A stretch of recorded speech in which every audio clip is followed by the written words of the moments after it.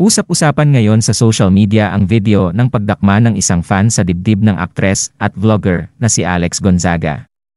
Imbes na magalit, ginawang joke na lang ni Alex ang ginawang pagdaklot sa kanyang dibdib ng isang babaeng fan sa Ormoc City kamakailan.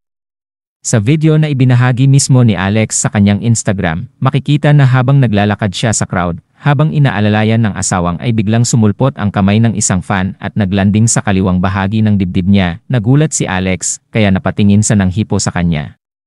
Anya sa captions, "Gusto ko lang naman makamayan ang mga taga-Ormoc, kala ni ate asawa ko na dibdiban niya, tumili pa eh. Akin yung nilapirot mo te," sabi ba ni Alex. Hindi naman na-offend ang aktres at ipinagtanggol pa ang fan. Ani Alex, excited lang raw ang babae, at hindi rin naman nito intensyon na mahawakan ang kanyang dibdib lalo't may mga barikada, nagkakagulo ang mga tao at maraming bodyguards.